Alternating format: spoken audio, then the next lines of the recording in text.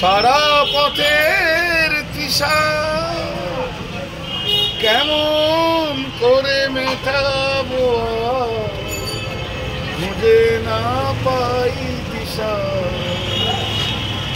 হাতখানি ওই বাড়িয়ে আনো, ধরবো মোর হাতে,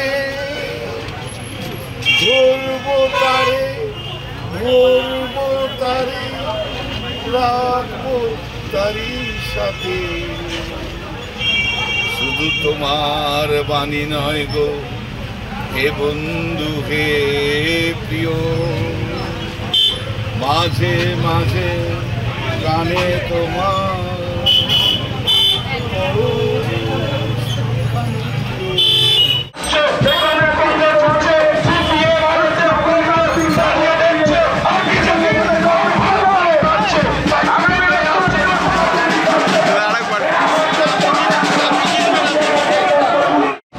মুখোমুখি দেখা হলো তৃণমূলের পার্টির সঙ্গে এবং উনি একদম রাস্তায় নেমে স্লোগান দিলেন, কি বলবেন? আমি তো তাকে খুঁজছিলাম, আমি দেখতে পেলাম না। মনে হয় মিস্টার ইন্ডিয়ার ঘড়িটা উনি এখনো পড়ে আছে, আমি এখনো ওনাকে দেখতে পাইনি। উনি তো রাস্তায় নেমেছেন, কদিন পর আরো রাস্তায় ওনাকে নামতে হবে। 4 তারিখ পর উনি তো আর এমপি থাকবেন না, তখন রাস্তায় নামতে হবে। আপনার সামনে দিয়ে সিপিএম এ প্রার্থী গেল, তবু বলছে আপনি মিস্টার ইন্ডিয়া ঘড়িটা পড়ে আছে, আপনাকে দেখতে পাচ্ছি। ও দেখবে কি করে?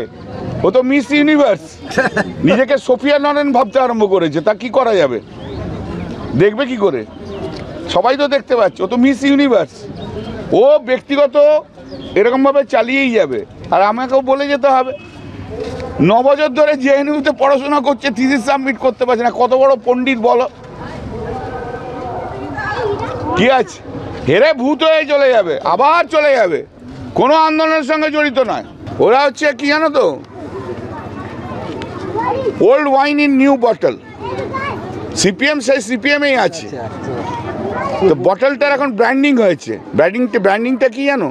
ব্র্যান্ডিংটা হচ্ছে কমরেড জেএনইউ।